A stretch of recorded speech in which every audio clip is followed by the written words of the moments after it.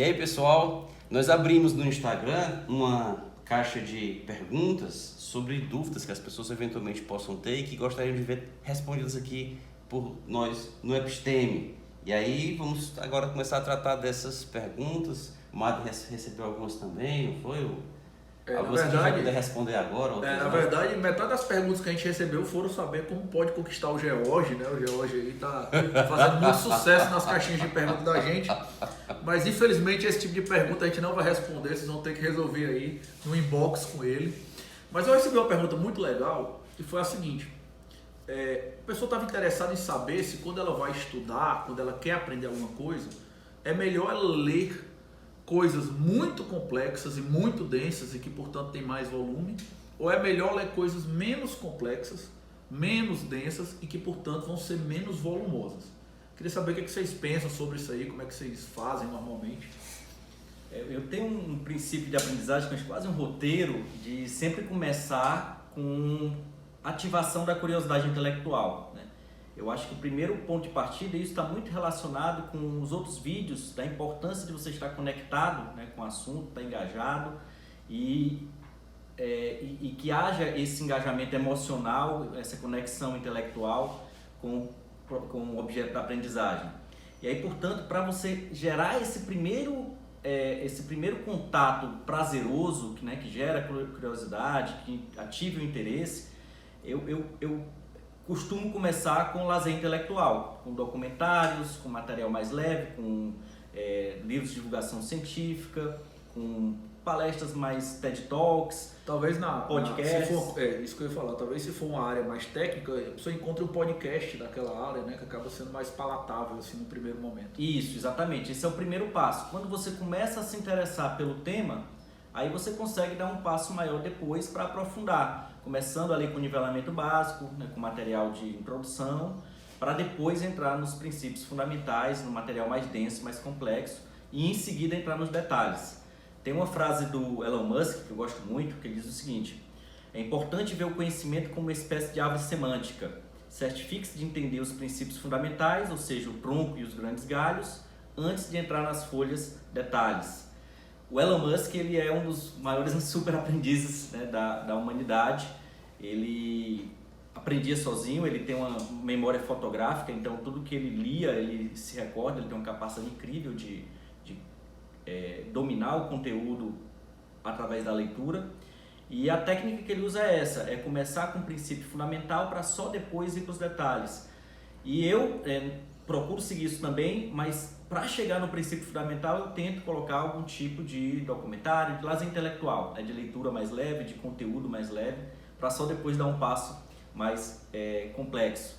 E sempre que eu estou envolvido no projeto de aprendizagem, eu procuro criar um ambiente de imersão, no sentido de que me cercar daquele conteúdo não só nas fontes mais oficiais, acadêmicas, né, na linguagem mais séria, mas também, né, por meios de podcasts, de documentários.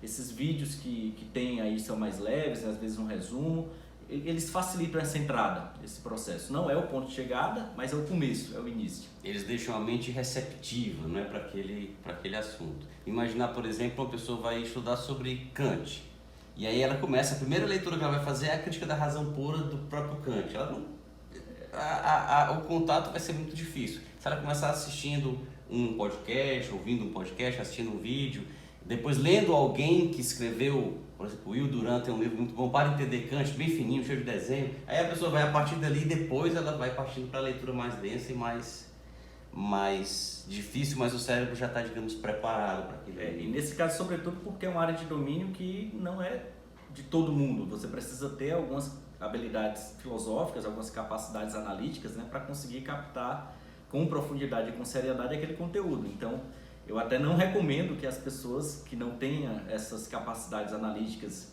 um pensamento crítico mais refinado, uma bagagem, né, filosófica mais refinada, comecem lendo Kant, né? Melhor começar lendo os filósofos mais leves, né? O Schopenhauer, talvez, né? que são contemporâneos e que procuram tratar dos mesmos assuntos com uma linguagem um pouco mais descontraída. Muito bem, é isso. E acho que eu recebi também uma pergunta aqui, que eu acho que tem relação de alguma forma com essa do que o Marden acabou de tratar, que é relativa às técnicas de estudo. Eu recebi uma pergunta indagando quais eram as minhas técnicas de estudo. E eu até posso falar sobre as minhas técnicas de estudo, mas eu queria ouvir o Marden falando sobre as técnicas de estudo dele. Quais são as suas técnicas de estudo?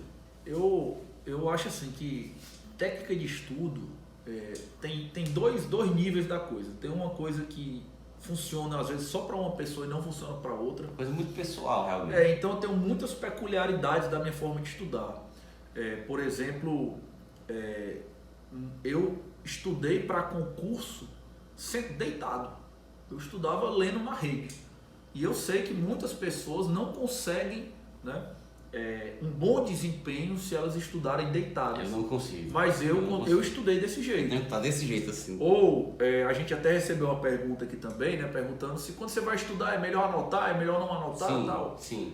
Eu pessoalmente nunca anotei, mas eu até acho que é uma coisa que ajuda. Então assim, eu acho que as técnicas de estudo tem coisas que são muito pessoais e às vezes a pessoa tem realmente uma peculiaridade que funciona para ele e não vai funcionar para outros. Mas eu acho que a gente podia focar um pouco mais a resposta em técnicas que são realmente, digamos assim, universais, ou que vão funcionar para quase todo mundo.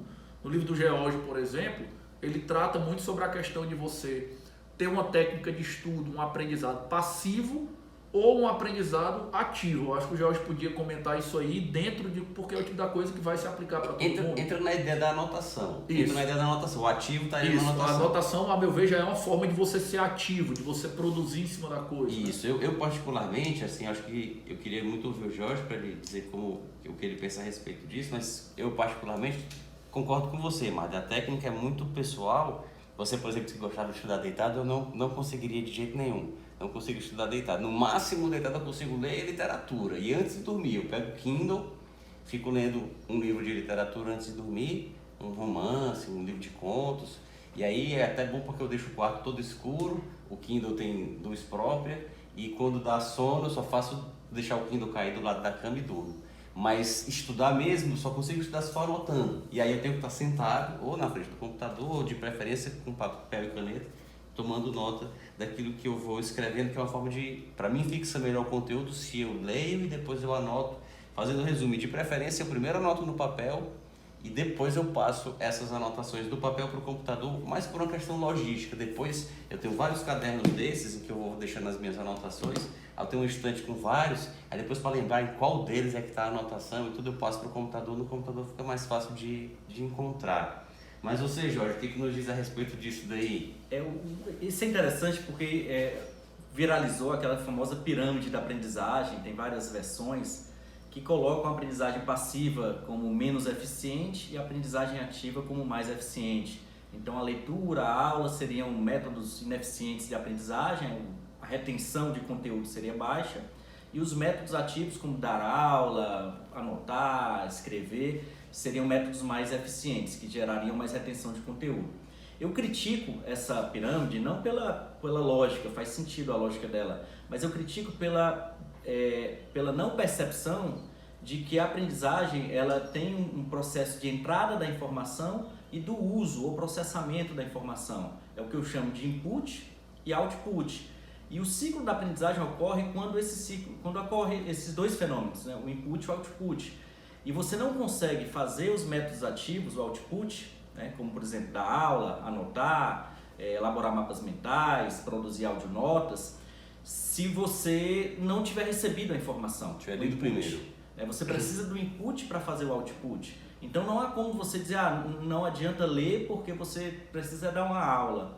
Só que na verdade, para você dar uma aula você precisa ler, né? Então a leitura é um instrumento para você depois usar a informação.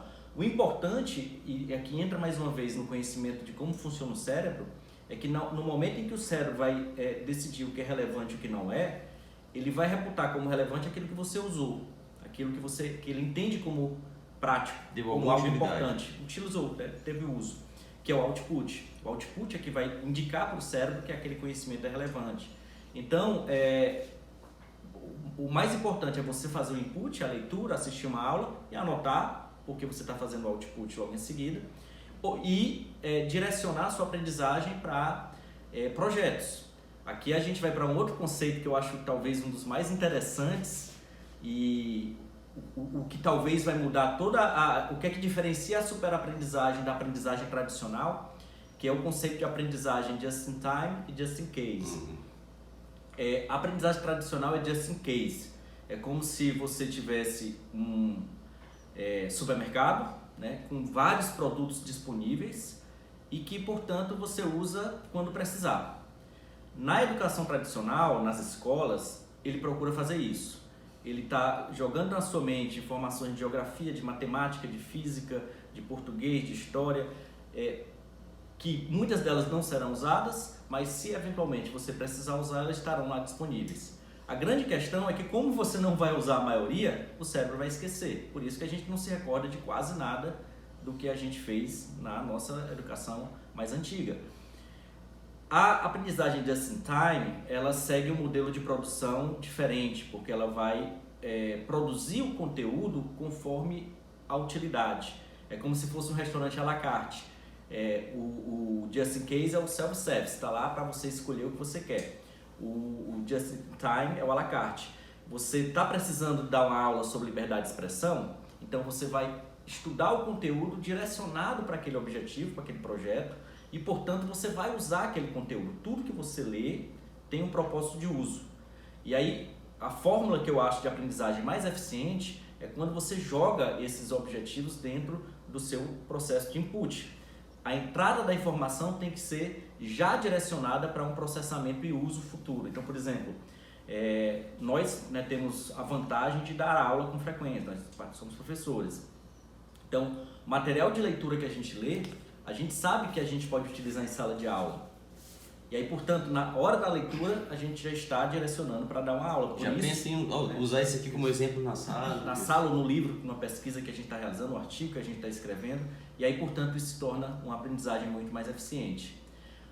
O aluno que não dá aula, como é que ele pode fazer isso? Ele pode ler um livro como esse, né, e ter a mente de um detetive, de alguém caçando um tesouro. Por exemplo, eu vou ler este livro para encontrar as 10 citações mais interessantes, para encontrar as 10 ideias mais curiosas, né, para encontrar tesouros.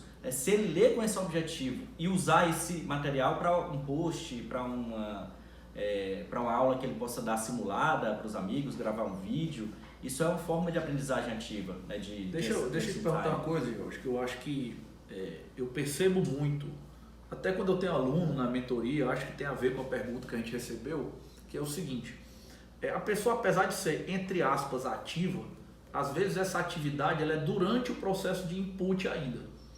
E aí, como ela não tem, digamos assim, um filtro muito bom, eu não sei se funciona, eu vou te dar um exemplo. Eu tenho alunos, às vezes, que eles estudam para concurso ou estudam outro tipo de matéria e o cara vai grifar o livro. Grifar o livro é ativo, lógico, mas o cara acaba grifando o livro praticamente todo. E só na hora que está lendo. E durante o tempo que está lendo. Então, assim, a minha percepção, e eu queria saber o que vocês pensam, é que isso aí adianta muito pouco. Tanto que às vezes eu falo, rapaz, é muito melhor tu não grifar o livro, e quando o capítulo acabar, tu gravar áudio nota, por exemplo, que é rápido, dizendo tudo que tu lembra que tu achou mais importante, ou que te surpreendeu, ou que tu não sabia, ou que tu nunca tinha visto. Esse tipo de coisa, talvez, acabe te trazendo mais efeito, porque, primeiro, realmente a pessoa tem que filtrar, e segundo, porque ela tem que recuperar na memória, mesmo que seja de alguns minutos atrás. Queria saber se tem algum sentido isso. O que vocês acham? Tem. Na verdade, no vídeo que eu gravei sobre anotação, eu falo sobre isso. Eu falo que é um erro comum a gente anotar para acelerar a leitura, né? Para fazer aquela leitura preguiçosa, em que você usa a caneta para direcionar os olhos e não para fazer uma filtragem da informação relevante. Eu até recomendo, eu nem sempre pratico, porque isso aí exige uma autodisciplina, mas eu até recomendo que a anotação ocorra depois que você terminou a frase. Você termina a frase, você volta para anotar o que é mais importante, e não durante esse processo. Mas é um pouco difícil, porque a gente acaba, né, por um vício, anotando durante a leitura, né, como forma mais prática de ganhar tempo. Mas se a anotação ela for simplesmente para direcionar os olhos, ela não é na verdade um processamento da informação. Ela vai ser um instrumento preguiçoso, inclusive, de relaxamento, né? de transformar a leitura em algo mais fácil e, portanto, menos eficiente. Lembrando mais uma vez que dentro de processo de aprendizagem, quanto mais o cérebro se esforça para processar a informação, daí a importância do output, né, mais a aprendizagem vai ocorrer, né? Então eu acredito que um sistema de anotação ele precisa ser necessariamente um pouco mais lento do que aquilo que a gente está acostumado. Eu tenho duas, digamos assim, dois testemunhos que eu posso dar, que acontecem comigo, né, que ilustram isso que vocês acabaram de dizer. Primeiro, em relação ao poder do output. Eu lembro que eu era adolescente e tirei o meu RG e o meu CPF.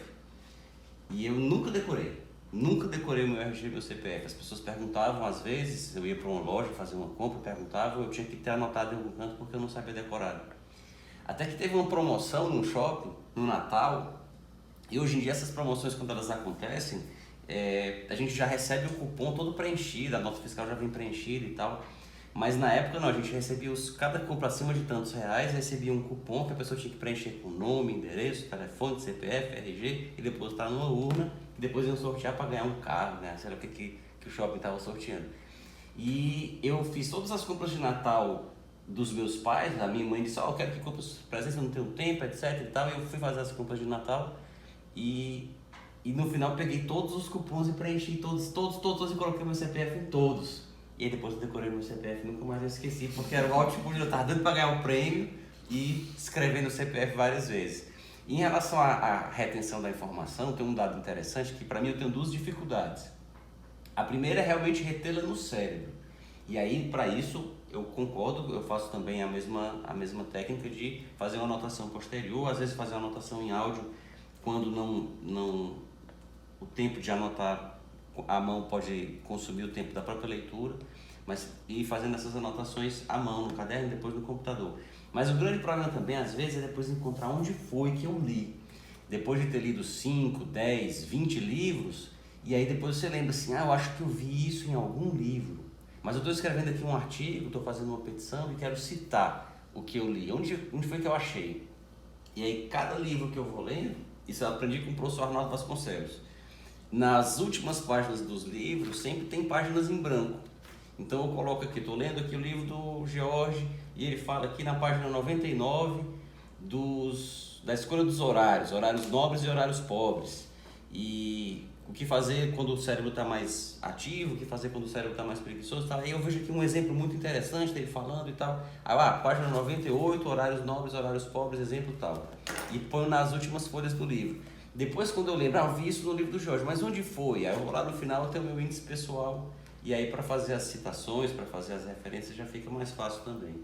Eu lembrei também, depois que você falou aí da anotação, que o Pierluigi, que é um dos mais antigos estudiosos da aprendizagem, ele tem uma técnica muito interessante de output, que eu acho que alguns de nós aqui já devem ter usado, né?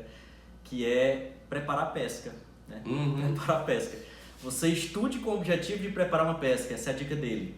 Estude de tal modo de condensar esse conteúdo numa folhinha de papel que você leva com você na hora da prova, porque esse processo de aprendizagem para preparar a pesca é super eficiente. Depois ele nem precisa usar a pesca. Aí você não precisa mais usar a pesca porque a aprendizagem foi eficiente e você vai se lembrar de tudo. Isso é a ideia do output e também do aprendizagem just in time. Você está utilizando o método aí para dar um propósito para aquilo ali. Eu vou utilizar aquilo ali para produzir um conteúdo de pesca que depois vai produzir. Eu não estou sugerindo que as pessoas... Não é recomendação de pesca. Não é recomendação de pesca. O pessoal não tente isso em casa, né? Apenas para dizer, Pierluigi, que é um dos grandes teóricos da aprendizagem, ele criou essa técnica que eu achei interessante porque funciona mesmo. Né? Preparar a pesca é uma boa dica, mas não façam esse caso, não pesquem. Então acho que foi isso, né? Esse primeiro vídeo teve muita coisa interessante. A gente vai fechar por aqui, obrigado a todos. Vai ter mais vídeo respondendo perguntas, mas se você gostou, curta e compartilhe o vídeo. Tantas vezes que as dicas podem ajudar outras pessoas. Mais uma vez, obrigado por estar acompanhando o canal. Se inscreva e continue acompanhando a gente, que vem muita coisa boa por aí. Valeu, até a próxima. Até mais, até um próximo vídeo.